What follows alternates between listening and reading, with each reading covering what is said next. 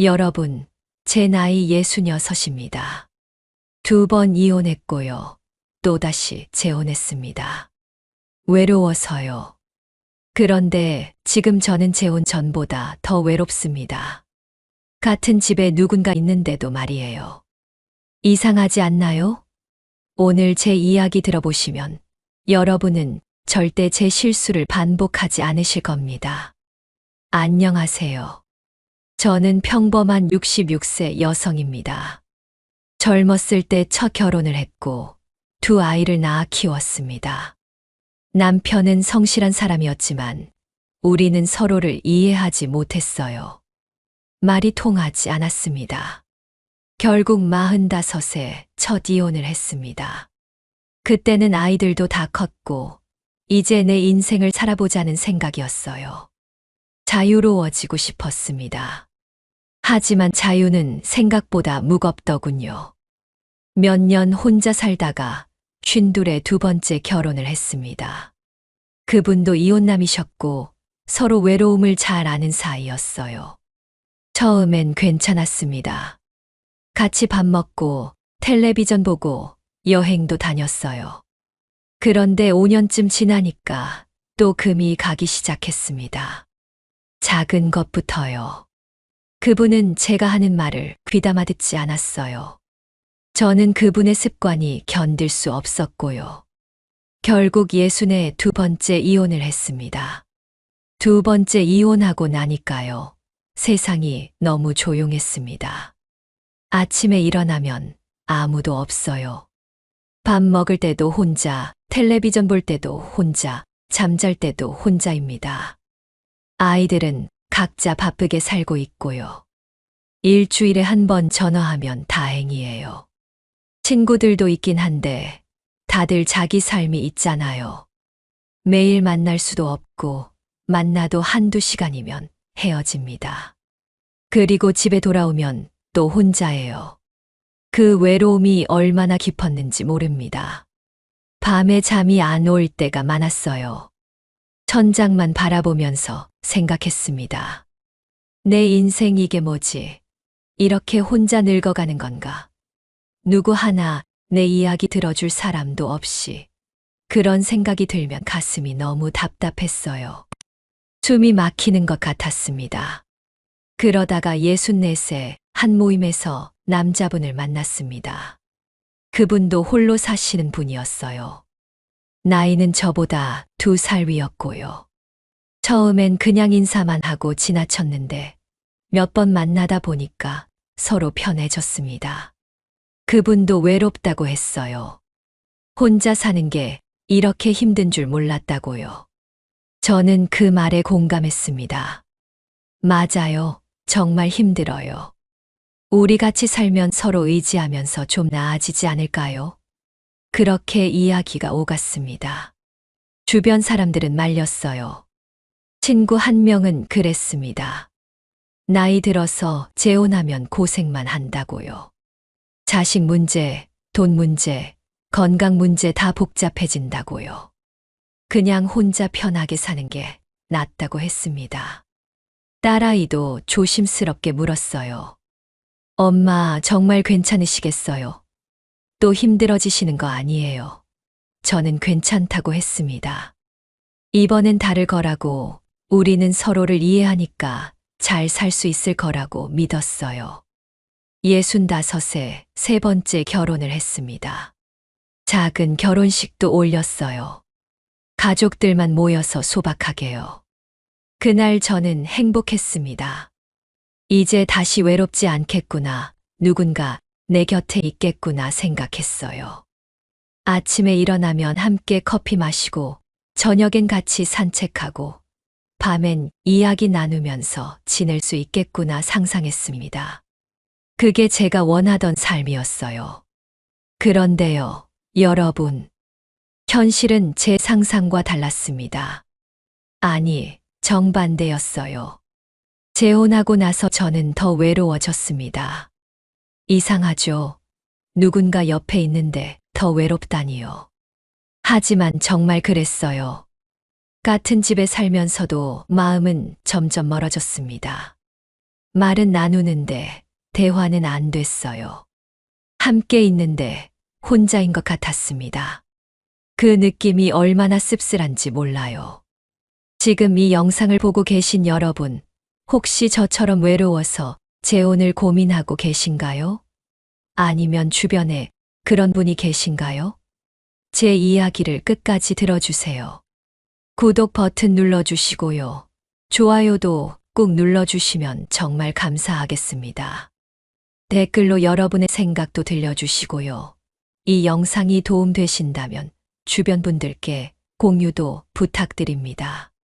저는 제 실수를 통해서 여러분이 현명한 선택을 하시길 바라는 마음으로 이 이야기를 시작합니다. 재혼 후 저는 많은 것을 깨달았어요. 외로움은 누군가 옆에 있다고 해결되는 게 아니더라고요. 오히려 잘못된 선택은 외로움을 더 깊게 만들 수 있습니다. 저는 지금 그 깊은 외로움 속에 있어요. 그래서 이 이야기를 꼭 하고 싶었습니다. 재혼하고 처음 몇 달은 괜찮았어요. 아니, 괜찮은 척 했다는 게 맞을 겁니다. 새로운 시작이니까 서로 조심했거든요. 아침에 일어나면 인사하고 밥 차려주고 설거지도 같이 했어요. 겉으로 보면 평범한 부부였습니다. 그런데 마음속 깊은 곳에선 이미 뭔가 불편했어요. 말로 설명하기 어려운 그런 느낌이요. 그분은 아침형 인간이었어요.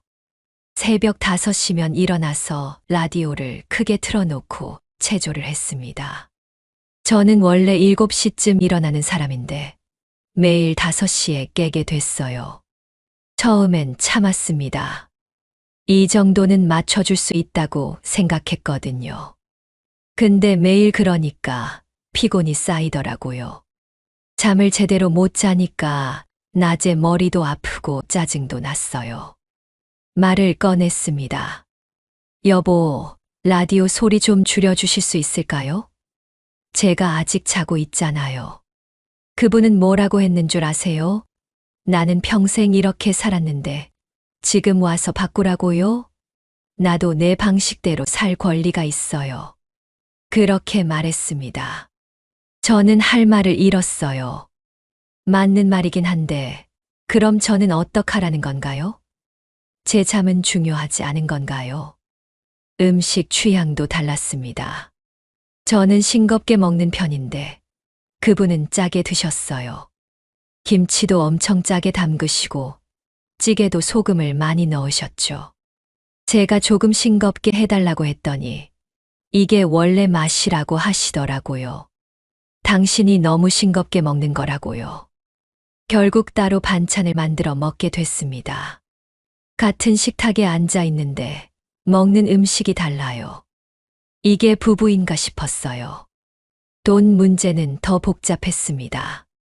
재혼 전에 서로 재산은 따로 관리하기로 했어요. 생활비만 같이 쓰자고 약속했죠.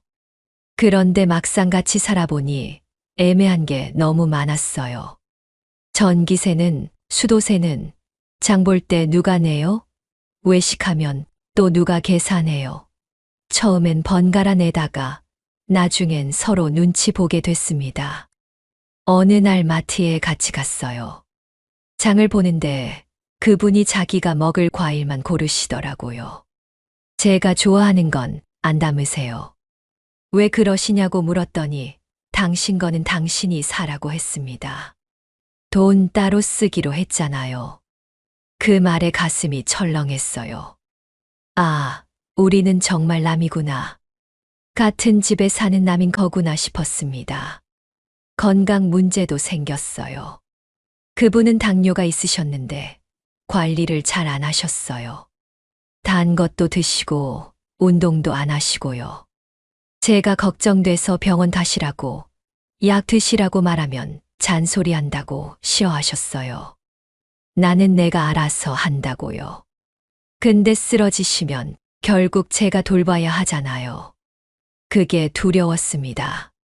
자식들 이야기는 더 조심스러웠어요. 저는 딸 둘이 있고 그분은 아들 하나가 있었습니다. 명절 때 어디서 보낼 건지부터 의견이 안 맞았어요. 저는 딸네 집에 가고 싶은데 그분은 아들네로 가자고 하셨죠. 결국 따로 갔습니다. 명절을 따로 보내는 부부요. 이게 맞나 싶었어요. 더 힘든 건 손주들 문제였습니다. 제 손주들이 집에 오면 그분은 불편해 하셨어요. 시끄럽다고, 집이 어질러진다고요. 반대로 그분 손주가 오면 저도 편하지 않았어요. 낯선 아이들이잖아요. 귀엽긴 한데 내 손주만큼 예쁘진 않았습니다. 이런 마음 가져선 안 되는 거 아는데 솔직히 그랬어요. 재산 문제도 불거졌습니다. 그분 아들이 어느 날 찾아왔어요. 아버지 재산 문제 때문에 이야기 좀 하자고요. 재혼하셨으니 법적으로 유산 상속이 어떻게 되는지 확인하고 싶다는 거였어요. 저를 앞에 두고 그런 이야기를 하더라고요. 기분이 정말 나빴습니다. 제가 그분 재산 때문에 결혼한 것도 아닌데 왜 이런 취급을 받아야 하나요? 그 일 이후로 그분하고도 어색해졌어요. 아들 편을 드시는 것 같았거든요. 이해는 합니다. 평생 키운 자식인데요. 근데 저도 서운했어요. 저를 조금이라도 감싸주실 수는 없나요? 우리가 부부 아닌가요? 밤에 같은 침대에 누워 있는데 등을 돌리고 계시는 그분을 보면서 생각했어요. 이게 뭐지? 내가 외로워서 재혼했는데 지금 더 외로운 것 같아요. 혼자 살 때는 그냥 혼자였어요. 외롭긴 했지만 기대도 안 했으니까 상처받을 일도 없었죠. 근데 지금은 옆에 사람이 있는데 외로워요. 이게 더 아픕니다. 어느 날 새벽에 깼는데 눈물이 나더라고요. 소리 없이 울었어요. 그분은 모르시죠. 코 골며 주무시고 계셨으니까요. 저는 천장을 보면서 생각했습니다. 내가 왜 이 길을 선택했을까? 혼자 있을 때가 나았던 것 같아요. 적어도 그땐 내 마음대로 살 수 있었잖아요. 친구한테 전화했어요. 재혼한 거 후회된다고, 혼자 살 때가 더 좋았던 것 같다고요. 친구가 그러더라고요. 내가 말했잖아. 나이 들어 재혼하면 안 된다고.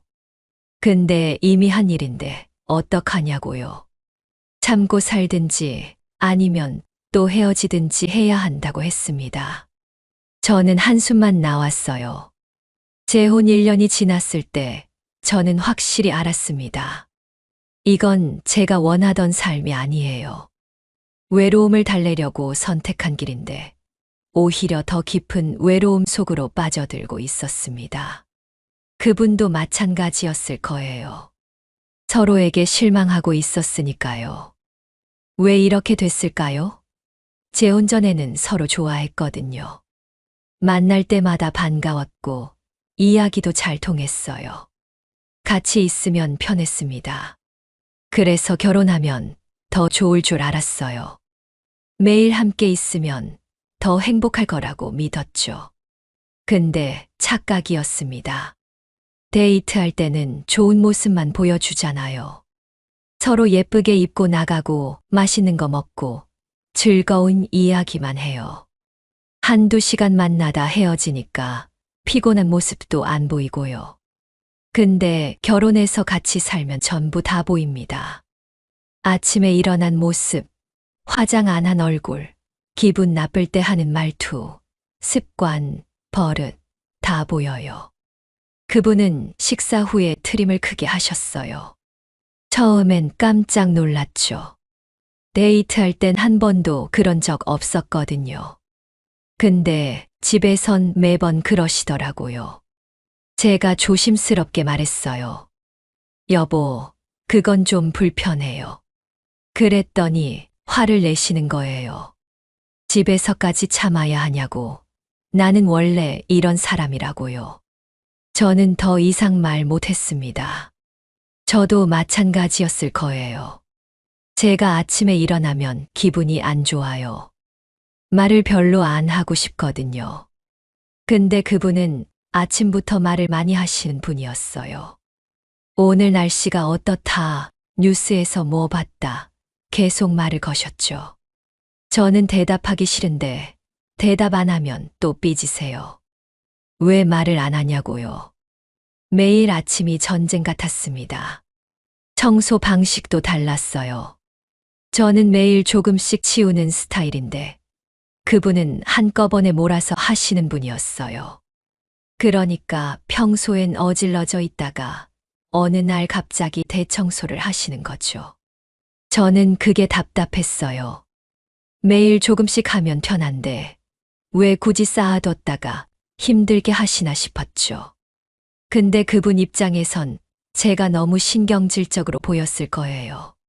텔레비전 채널도 맞지 않았어요. 저는 드라마 보는 걸 좋아하는데 그분은 뉴스만 보고 싶어 하셨어요. 리모컨을 누가 쥐고 있느냐가 문제였습니다. 처음엔 양보했어요. 근데 매번 양보하다 보니까 제가 보고 싶은 건 한 번도 못 봤어요. 어느 날 드라마 시간이라고 채널 돌렸더니 뉴스 안 보냐고 볼멘 소리를 하시더라고요. 친구 관계도 문제였어요. 저는 친구들 만나는 걸 좋아해요. 일주일에 한두 번은 나가서 수다 떨고 차 마시고 그러거든요. 근데 그분은 그걸 싫어하셨어요. 결혼했으면 집에 있어야지 왜 자꾸 나가냐는 거예요. 저는 이해할 수 없었어요. 친구도 못 만나고 집에만 있으라는 건가요? 반대로 그분은 당구장을 자주 가셨어요. 친구들이랑 당구 치는 게 유일한 낙이라고요. 일주일에 서너 번씩 나가셨죠. 저는 외로웠어요. 저보고는 나가지 말라면서 본인은 자주 나가시잖아요. 그게 불공평하다고 말했더니 당구는 운동이라고 친구들이랑 수다 떠는 거랑 다르다고 하시더라고요. 말이 안 통했습니다. 돈 쓰는 방식은 정말 안 맞았어요. 저는 아끼는 편이에요. 필요한 것만 사고 세일할 때 장 보고 외식도 자주 안 해요. 근데 그분은 쓰실 땐 확 쓰시는 분이었어요. 갑자기 비싼 운동화를 사오시거나 필요 없는 건강식품을 몇십만 원어치 사오시는 거예요. 제가 왜 그런 걸 사냐고 하면 내 돈 내가 쓰는데 왜 간섭하냐고 했습니다. 맞는 말이에요. 우리 돈 따로 쓰기로 했으니까요. 근데 생활비는 반반 내기로 했잖아요. 그분이 돈을 함부로 쓰시면 나중에 생활비 낼 돈이 부족해질 수도 있는 거 아니에요. 그게 걱정됐어요. 실제로 어느 달엔 생활비가 모자라다며 제게 더 내라고 하셨거든요. 저는 어이가 없었습니다. 약속 시간도 안 지키셨어요. 같이 어디 가기로 했으면 제 시간에 준비해야 하잖아요. 근데 그분은 항상 늦으셨어요. 제가 다 준비하고 기다리고 있어도 느긋하게 준비하시는 거예요. 빨리 하자고 재촉하면 왜 그렇게 급하냐고 되려 저한테 짜증을 내셨죠. 결국 약속 시간에 늦는 건 당연했고 저는 계속 미안하다고 다른 사람들한테 사과해야 했습니다. 건강관리도 안 하시는 거 보면 답답했어요. 당뇨 있으시면 단 거 드시면 안 되잖아요. 근데 몰래 과자 드시고 탄산음료 드시고 제가 말리면 이것 하나 못 먹고 뭐 하러 사냐고 하세요. 저는 걱정돼서 하는 말인데 잔소리로만 들으시는 거예요. 나중에 아프시면 고생하는 건 저인데 말이죠. 밤에 코도 많이 고셨어요. 엄청 시끄러웠어요. 귀마개를 해도 들릴 정도였죠. 잠을 제대로 잘 수가 없었어요. 병원 가보시라고 했더니 나이 들면 다 그렇다고 당신이 참으라고 하시더라고요. 저는 매일 밤 잠 못 자서 피곤했습니다. 낮에 졸고 머리 아프고 그게 반복됐어요. 대화도 점점 줄었어요. 처음엔 이야기할 게 많았는데 시간이 지나니까 할 말이 없어졌어요. 이야기해봤자 의견만 다르고 다투게 되니까 아예 말을 안 하게 됐죠. 밥 먹을 때도 조용히 먹고 텔레비전 보면서도 각자 보고 그냥 같은 공간에 있을 뿐이었습니다. 친구가 물었어요. 요즘 어떻게 지내냐고요. 저는 솔직하게 말했습니다. 힘들다고요. 같이 사는데 혼자 사는 것보다 더 외롭다고요. 친구가 한숨 쉬면서 그러더라고요. 그래서 재혼하지 말라고 했잖아. 이미 늦었지만요. 그날 밤 침대에 누워서 생각했어요. 도대체 뭐가 문제일까? 우리 둘 다 나쁜 사람은 아닌데 왜 이렇게 안 맞을까? 답은 간단했습니다. 우리는 너무 달랐어요. 평생 다르게 살아온 사람들이에요. 60년 넘게 각자의 방식대로 살아왔는데 이제 와서 맞출 수가 없는 거예요. 젊었을 때 결혼했으면 서로 맞춰가면서 살 수 있었을지 몰라요. 근데 이 나이에는 바꾸기 힘들어요. 고집도 세지고 내 방식을 버리고 싶지도 않고요. 서로 그런 마음이니까 부딪힐 수밖에 없었던 겁니다. 재혼하고 1년 반쯤 지났을 때 정말 큰 문제가 터졌어요. 그분 아들이 사업을 한다면서 돈을 빌려달라고 했습니다. 몇 천만 원이었어요. 그분은 당연히 빌려주려고 하셨죠. 아들이니까요. 근데 문제는 그 돈이 어디서 나오느냐였어요. 그분 통장에 그만한 돈이 없으셨어요. 그래서 저한테 같이 보태자고 하신 거예요. 우리 부부 아니냐고, 이럴 때 도와줘야 하는 거 아니냐고요. 저는 깜짝 놀랐습니다. 처음 재혼할 때 분명히 약속했잖아요. 재산은 따로 관리하고 자식 문제는 각자 알아서 하기로요. 싸웠어요. 그날 정말 크게 싸웠습니다. 저는 안 된다고 했어요. 제 돈은 제 딸들한테 남겨줄 거라고, 남의 아들 사업 자금으로 줄 수는 없다고요. 그분은 어이없다는 표정을 지으셨어요. 남의 아들이라니, 우리 아들 아니냐고, 당신 참 이기적이라고 했습니다. 이기적이라는 말에 정말 화가 났어요. 제가 왜 이기적이에요? 처음부터 약속한 거잖아요. 그 약속을 어기려는 건 누구세요? 목소리가 커졌습니다. 그분도 소리를 지르셨어요. 집안이 난장판이 됐죠. 결국 그분은 혼자서 어떻게든 돈을 구해서 아들한테 주셨어요. 그날 이후로 분위기가 완전히 달라졌어요. 서로 말도 안 했어요. 필요한 것만 짧게 이야기하고 그마저도 표정이 굳어 있었죠. 식사도 따로 했어요. 저는 제 방에서 먹고 그분은 거실에서 드셨어요. 같은 집에 사는데 완전히 남처럼 지냈습니다. 딸아이가 집에 왔다가 눈치챘어요. 엄마, 무슨 일 있어요? 왜 이렇게 분위기가 안 좋아요? 저는 아무것도 아니라고 했지만 딸은 알고 있었죠. 걱정하는 얼굴로 괜찮으시냐고 물었어요. 저는 괜찮다고 거짓말했습니다. 딸한테 걱정 끼치고 싶지 않았거든요. 돈 문제는 거기서 끝이 아니었어요. 그분 아들이 빌린 돈을 갚지 못했어요. 사업이 안 됐나 봐요. 그분은 스트레스를 엄청 받으셨죠. 매일 전화하시면서 아들 걱정하시고 잠도 제대로 못 주무시고요. 보기 안쓰러웠어요. 하지만 동시에 이런 생각도 들었습니다. 그러게 왜 무리해서 빌려줬어요? 제 딸도 문제였어요. 큰딸이 이혼을 했어요. 갑자기 집으로 돌아온다는 거예요. 손주 둘이랑 같이요. 저는 당연히 받아줘야죠. 제 딸인데요. 근데 그분이 불편해 하셨어요. 갑자기 3명이나 들어오면 집이 좁다고, 시끄럽다고요. 말도 안 되는 소리였어요. 제 집이기도 한데 왜 제 딸을 못 들어오게 해요? 싸웠습니다. 또 크게 싸웠어요. 결국 딸은 들어왔지만 그분은 완전히 삐지셨죠. 딸하고 손주들한테 인사도 제대로 안 하시고 방에만 계셨어요. 딸이 미안해했어요. 엄마, 제가 패 끼친 것 같아요. 저 때문에 사이 나빠지신 거 아니에요? 저는 아니라고 했지만 사실이었어요. 딸 때문에 더 나빠진 게 맞았어요. 근데 그게 딸 잘못은 아니잖아요. 엄마 집에 오는 게 뭐가 잘못이에요.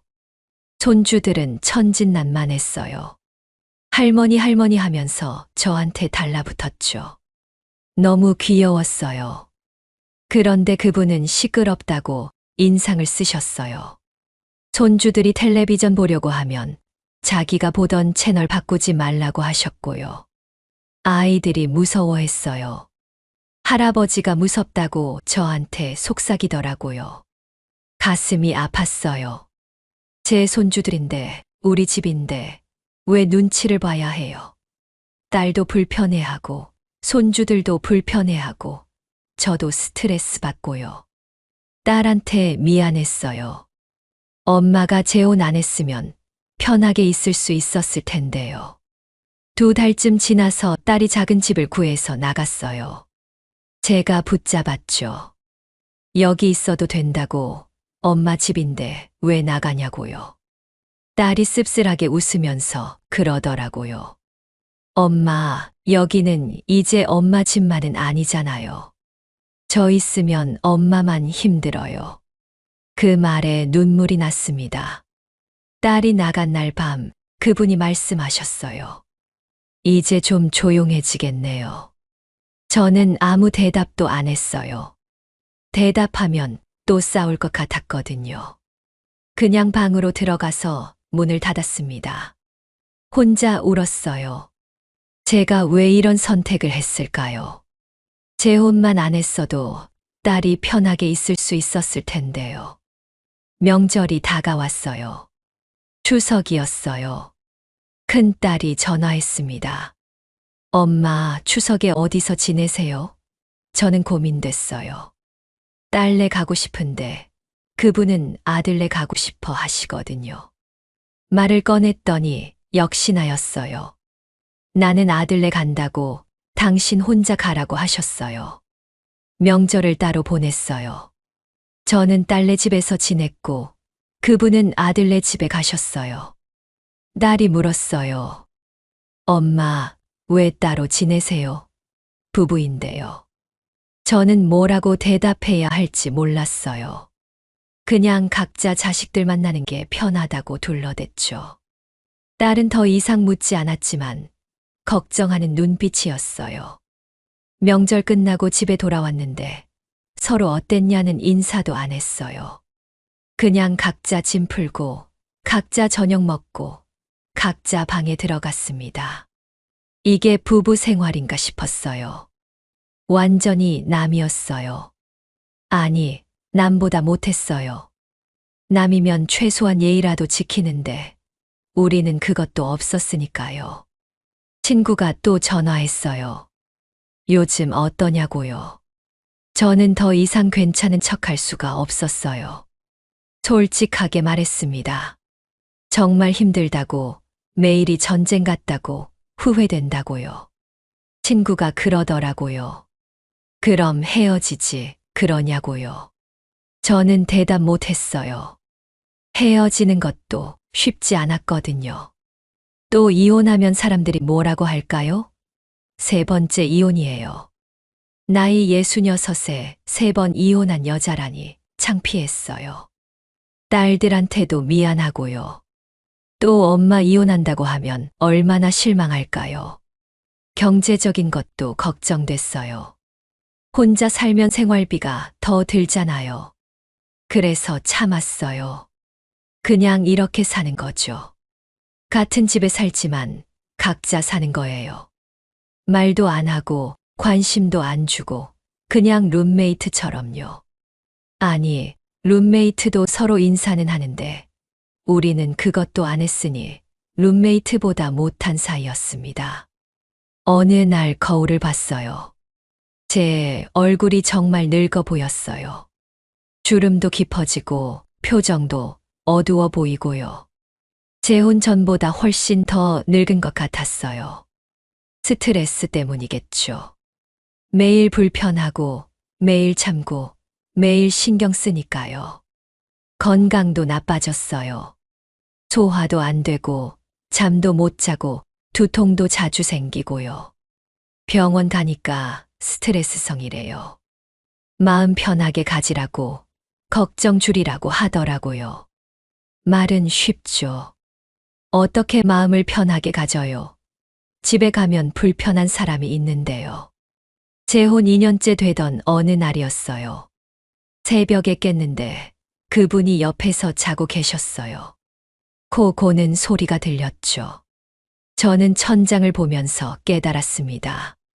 나는 지금 정말 외롭구나. 혼자 살 때보다 훨씬 더 외롭구나. 이상하잖아요. 사람이 바로 옆에 있는데 외롭다니요.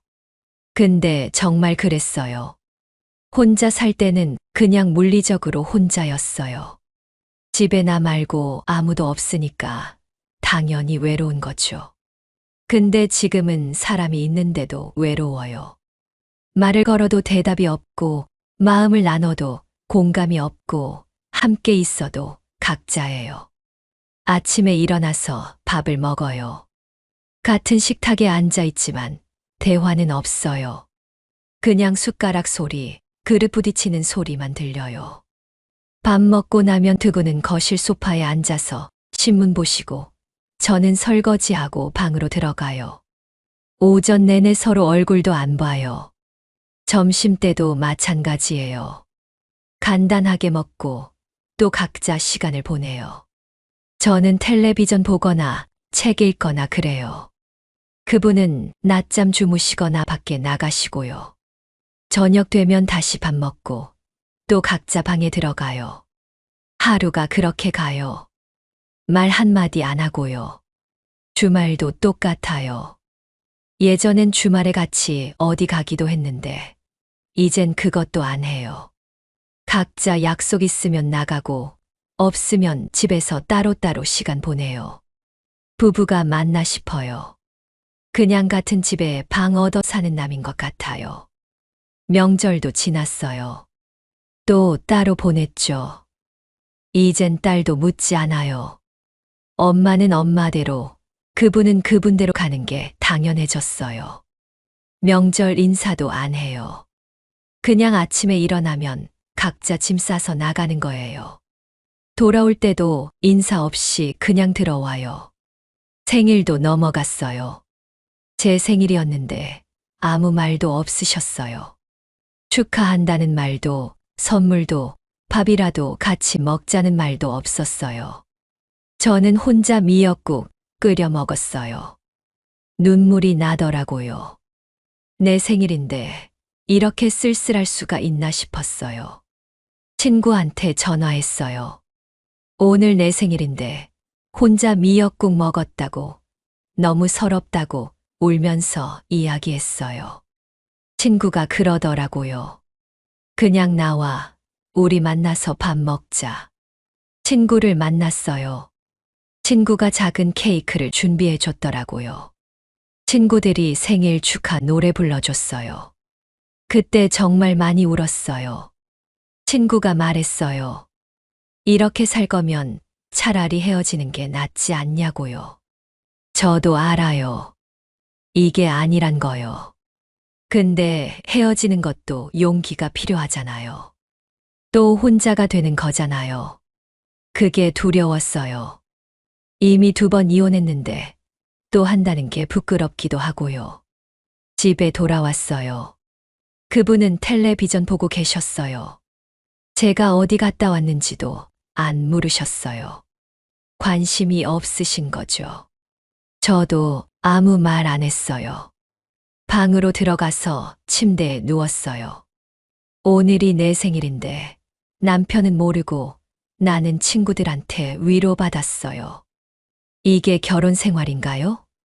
며칠 후에 그분 생신이었어요. 저도 아무것도 안 했어요. 축하 인사도 안 했고 미역국도 안 끓여줬어요. 그분도 아무 말씀 없으셨어요. 서로에게 완전히 무관심한 거죠. 생일조차 챙기지 않는 사이가 됐어요. 딸이 전화했어요. 엄마, 요즘 괜찮으세요? 목소리가 안 좋아요. 저는 괜찮다고 했어요. 감기 기운이 좀 있는 것 같다고 둘러댔죠. 딸은 걱정하는 목소리로 병원 가보시라고, 푹 쉬시라고 했어요. 전화 끊고 나니 더 슬펐어요. 딸한테조차 진실을 말할 수 없었거든요. 건강이 계속 안 좋았어요. 입맛도 없고 기운도 없고 자꾸 한숨만 나왔어요. 병원에서 우울증 검사를 받아보라고 했어요. 저는 거부했어요. 우울증이라니요. 인정하고 싶지 않았어요. 그냥 약 처방받아서 먹었어요. 소화제, 수면제, 두통약요. 약을 먹어도 나아지지 않았어요. 몸의 문제가 아니었거든요. 마음이 아픈 건데 약으로 어떻게 고쳐요? 제 마음은 텅 비어 있었어요. 아무것도 채워지지 않았어요. 재혼하면 이 빈 공간이 채워질 줄 알았는데 오히려 더 커졌어요. 혼자 살 때는 외로워도 희망이 있었어요. 언젠가 누군가 만나면 좋아질 거라는 기대요. 친구들 만나면 웃고 딸들 만나면 행복하고 그렇게 버텼어요. 근데 지금은 희망이 없어요. 이미 누군가와 함께 살고 있는데도 외로우니까요. 이보다 더 나아질 수 있을까요? 새벽에 자주 깼어요. 잠이 안 왔어요. 옆에서 자는 그분을 보면서 생각했어요. 이 사람은 나한테 뭘까? 남편이라고 부르긴 하는데 남편 같지 않아요. 가족도 아닌 것 같고요. 그냥 같은 집에 사는 남이에요. 불편한 남이요. 어느 날 그분이 아프셨어요. 감기가 심하게 걸리셨나 봐요. 열도 나고 기침도 많이 하셨어요. 저는 약을 사다 드렸어요. 그래도 부부니까요. 근데 고맙다는 말씀도 없으셨어요. 당연하다는 듯이 받으시더라고요. 제가 아플 땐 약 한 봉지 안 사주셨으면서요. 그때 깨달았어요. 이 관계는 진짜 끝났구나. 서로에 대한 애정도, 배려도, 관심도 다 사라졌구나. 그냥 습관처럼 같이 살고 있을 뿐이구나. 이게 제가 원하던 노후가 아니었어요. 외로워서 재혼했는데 지금 더 외로워요. 친구들 만나면 부러웠어요. 혼자 사는 친구들이요. 자유로워 보였어요. 하고 싶은 거 하고, 먹고 싶은 거 먹고, 가고 싶은데 가고요. 눈치 볼 사람도 없고, 신경 쓸 사람도 없고요.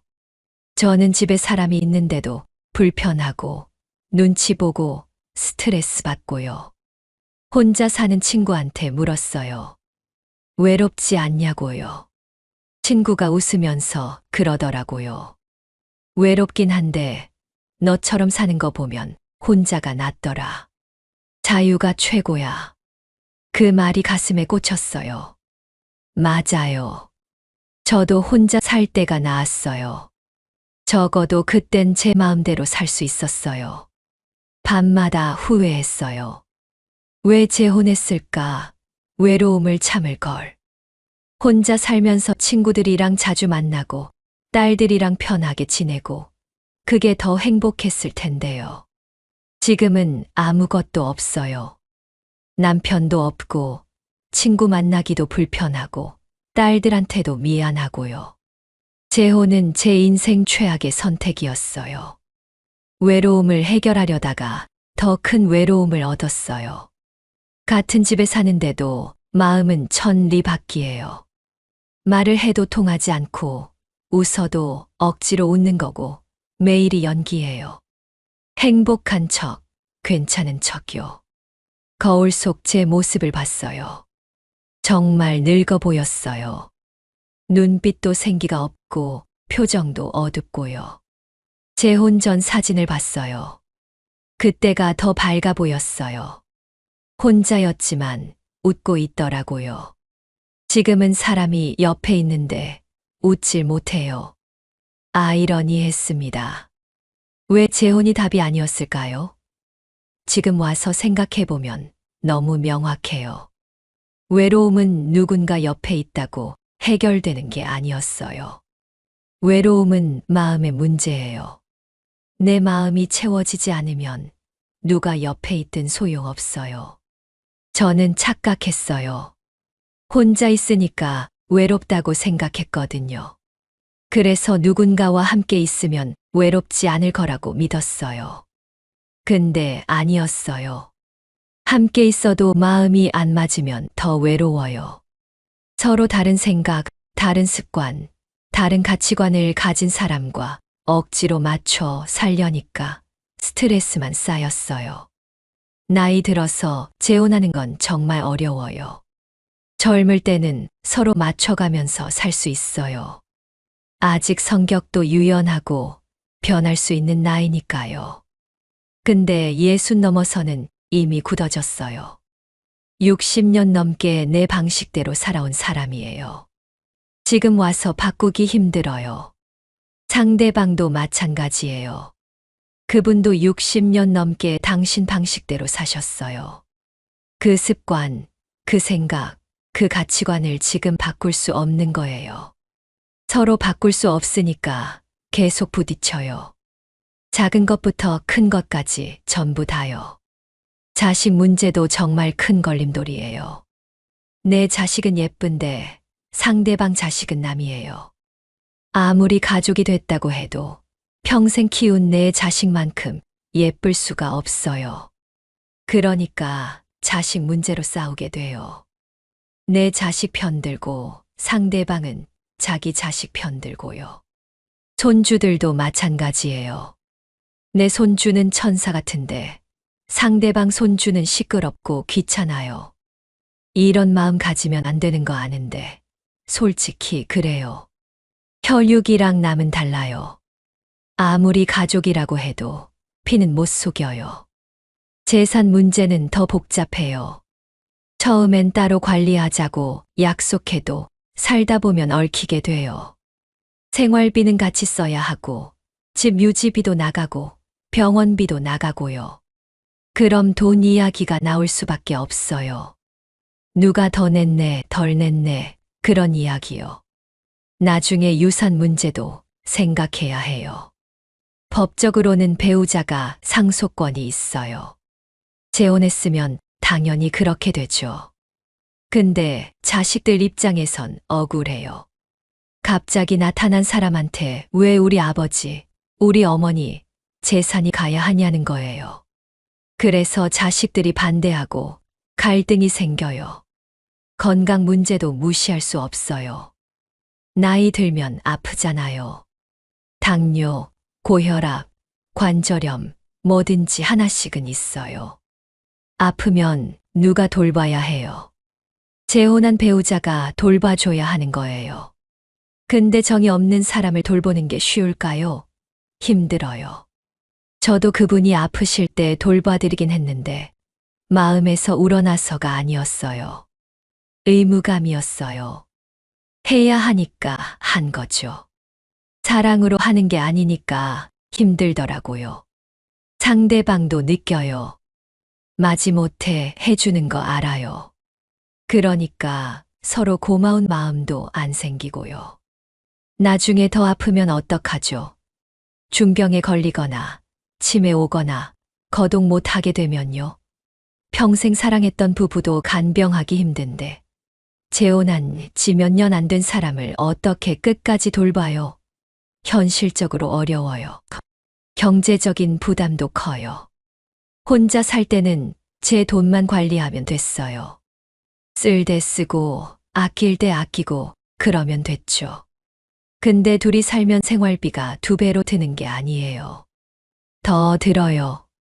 집도 넓어야 하고 음식도 더 많이 해야 하고 전기세, 수도세 다 올라가요. 병원비도 문제예요. 나이 들면 병원 자주 가잖아요. 둘 다 아프면 병원비가 엄청나요.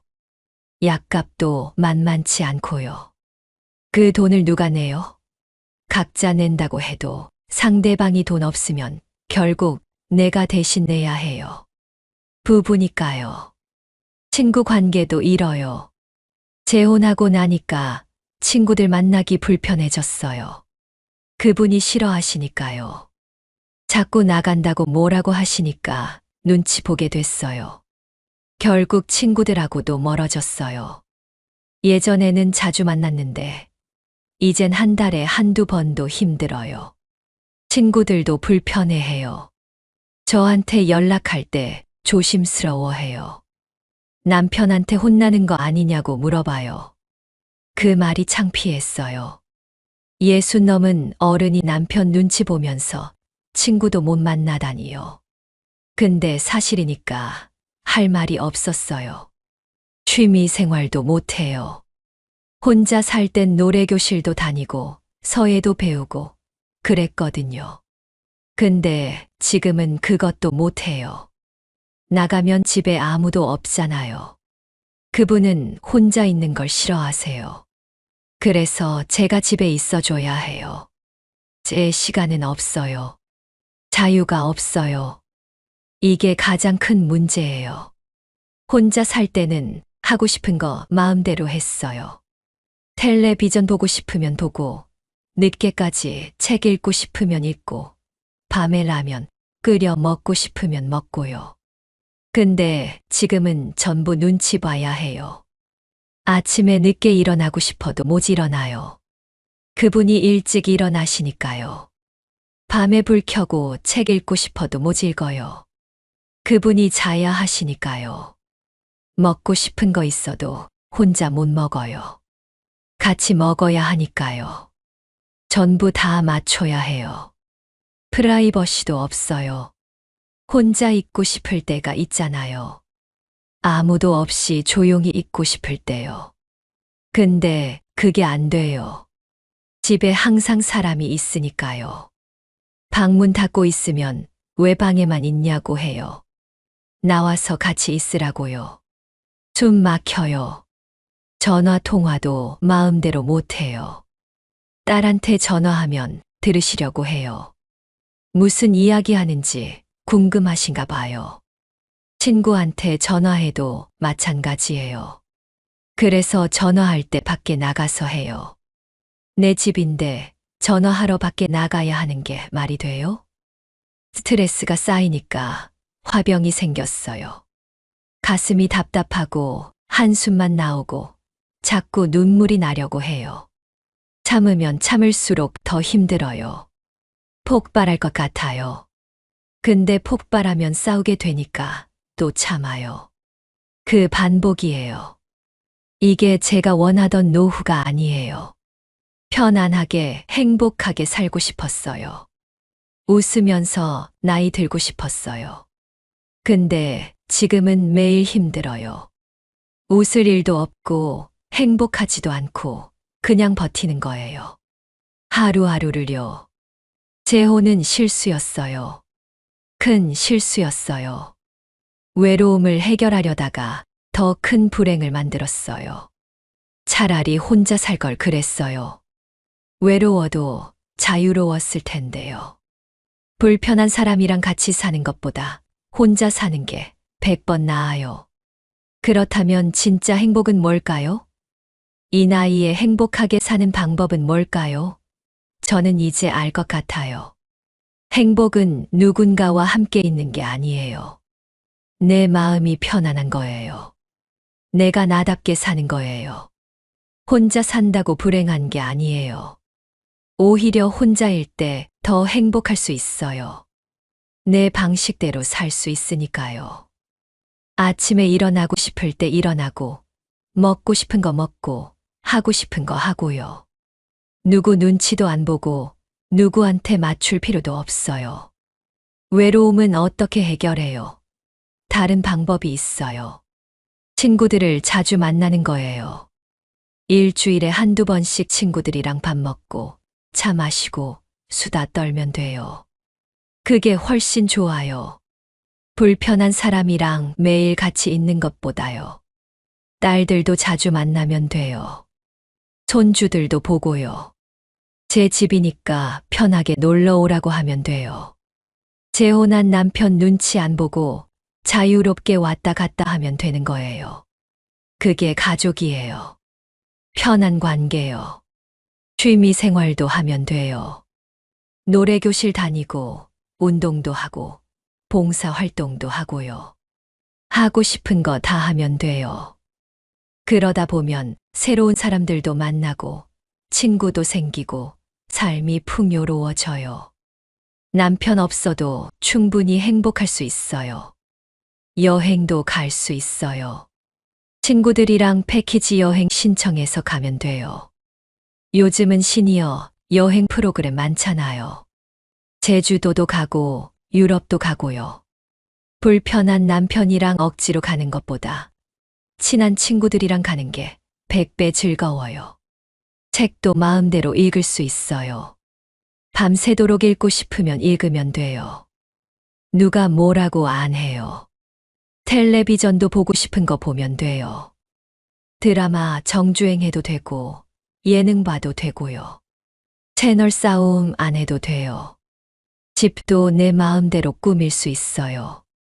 좋아하는 꽃 놓고 예쁜 커튼 달고 아늑하게 만들면 돼요. 누가 뭐라고 안 해요. 내 집이니까요. 내가 편한 대로 만들면 되는 거예요. 요리도 하고 싶은 거 하면 돼요. 싱겁게 먹고 싶으면 싱겁게 하고, 매콤하게 먹고 싶으면 매콤하게 하고요. 상대방 입맛 맞출 필요 없어요. 내 입맛대로 하면 돼요. 혼자 먹어도 맛있어요. 돈도 자유롭게 쓸 수 있어요. 쓸 때 쓰고, 아낄 때 아끼고, 내 맘대로요. 누가 뭐라고 안 해요. 손주들한테 용돈 주고 싶으면 주면 되고, 친구들이랑 밥 먹고 싶으면 먹으면 되고요. 눈치 안 봐도 돼요. 건강 관리도 더 잘할 수 있어요. 병원 갈 시간도 내 맘대로 정하고, 운동도 하고 싶을 때 하고요. 누군가 돌봐야 한다는 부담도 없고, 눈치 볼 일도 없어요. 내 건강만 챙기면 되니까 오히려 더 잘 챙길 수 있어요. 혼자 사는 게 익숙해지면 외롭지 않아요. 처음엔 좀 그래도 시간 지나면 편해져요. 내 시간, 내 공간, 내 자유가 얼마나 소중한지 알게 돼요. 그게 진짜 행복이더라고요. 저는 결심했어요. 이 재혼 생활을 정리하기로요. 늦었지만 용기 내기로 했어요. 세 번째 이혼이에요. 창피하죠. 근데 이렇게 불행하게 사는 것보다는 나아요. 제 남은 인생을 위해서요. 그분한테 말했어요. 우리 헤어지는 게 서로한테 좋을 것 같다고요. 놀랍게도 그분도 같은 생각이셨대요. 본인도 힘들었다고, 이게 아닌 것 같다고요. 서로 솔직하게 이야기하니까 오히려 편했어요. 이혼 절차를 밟고 있어요. 재산 정리하고, 짐 정리하고요. 생각보다 간단해요. 원래 재산 따로였으니까요. 몇 년 산 게 전부지만 정리하는 건 빨라요. 정이 없으니까요. 딸들한테 말했어요. 엄마, 또 이혼한다고요. 딸들이 뭐라고 했는지 아세요? 잘하셨대요. 엄마가 불행한 거 보는 게 더 힘들었다고요. 혼자 사셔도 되니까 편하게 사시라고요. 딸들이 이해해줘서 고마웠어요. 이제 곧 혼자가 돼요. 세 번째 혼자예요. 근데 이번엔 두렵지 않아요. 오히려 기대돼요. 자유로워질 생각에 설레어요. 드디어 내 인생을 살 수 있을 것 같아요. 여러분께 말하고 싶어요. 외로워도 재혼하지 마세요. 특히 우리 나이에는요. 외로움은 다른 방법으로 해결하세요. 친구들 만나고, 자식들 만나고, 취미 생활하고, 봉사 활동하세요. 그게 훨씬 행복해요. 재혼은 외로움을 해결하는 방법이 아니에요. 오히려 새로운 문제를 만들어요. 갈등, 스트레스, 더 깊은 외로움을요. 혼자 사는 게 100배 나아요. 정말이에요. 나이 들어서는 자유가 최고예요. 내 방식대로 사는 거요. 누구한테 맞출 필요 없이, 누구 눈치 볼 필요 없이, 그냥 내가 하고 싶은 대로 사는 거예요. 그게 진짜 행복이에요. 물론 가끔은 외로울 거예요. 밤에 혼자 있으면 쓸쓸할 때도 있겠죠. 근데 그건 잠깐이에요. 불편한 사람이랑 평생 사는 것보다 훨씬 나아요. 외로움은 참을 수 있는데, 불행은 참기 힘들어요. 저는 이제 새로운 시작을 하려고 해요. 66, 늦지 않았어요. 앞으로 10년, 20년 더 살 수 있어요. 그 시간을 행복하게 살 거예요. 내 방식대로요. 친구들 자주 만날 거예요. 웃고 떠들고 맛있는 거 먹고 여행도 갈 거예요. 딸들이랑도 편하게 지낼 거예요. 손주들 봐주고 같이 밥 먹고 행복한 시간 보낼 거예요. 새로운 취미도 찾을 거예요. 그림 배워볼까 생각 중이에요. 수채화요. 예전부터 하고 싶었거든요. 이제 할 수 있어요. 시간도 있고 자유도 있으니까요. 봉사 활동도 해볼 거예요. 복지관에서 식사 봉사 같은 거요. 남을 돕는 게 보람 있을 것 같아요. 새로운 사람들도 만나고 의미 있는 일도 하고요. 제 집을 예쁘게 꾸밀 거예요. 꽃도 많이 키우고 아늑하게 만들 거예요. 내가 편안한 공간이요. 친구들 초대해서 차 마시고 이야기 나누고 그런 집이요. 책도 많이 읽을 거예요. 밤새워 읽고 싶은 책들이 쌓여 있어요. 이제 마음껏 읽을 수 있어요. 누가 뭐라고 안 해요. 불 켜놓고 새벽까지 읽어도 돼요. 건강도 잘 챙길 거예요. 운동도 하고 건강검진도 받고요. 나를 위해서요. 오래오래 건강하게 살고 싶어요. 내 힘으로, 내 다리로 내가 하고 싶은 거 하면서요. 여러분, 제 이야기 들으셨죠? 재혼이 답이 아니에요. 외로움은 혼자 있어서 생기는 게 아니에요. 마음이 채워지지 않아서 생기는 거예요. 마음을 채우는 방법은 많아요. 굳이 재혼할 필요 없어요. 혼자 사세요. 당당하게요. 외롭다고 부끄러워하지 마세요. 혼자 있는 시간을 즐기세요. 친구들 만나고 가족들 만나고 하고 싶은 거 하면서 행복하게 사세요. 그게 우리 나이에 맞는 삶이에요. 저는 이제 자유로워져요. 드디어요. 설레요. 내 인생을 사는 거예요. 남편 눈치 안 보고 편하게요. 이게 제가 진짜 원하던 거였어요. 마지막으로 부탁드려요. 이 영상 보시는 분들 구독하셨죠? 좋아요도 눌러주시고요. 댓글로 여러분 생각도 들려주세요. 주변에 재혼 고민하시는 분 계시면 이 영상 공유해주세요. 제 실수를 반복하지 않으셨으면 좋겠어요. 우리 나이에는 자유가 최고예요. 혼자 사는 게 최고예요. 외롭지 않아요. 오히려 행복해요. 저를 믿으세요. 저는 경험했으니까요. 재혼의 쓴맛을요. 이제 저는 새로운 인생을 시작해요. 행복한 인생을요. 여러분도 행복하세요. 혼자여도 함께여도 진짜 행복을 찾으시길 바래요. 감사합니다.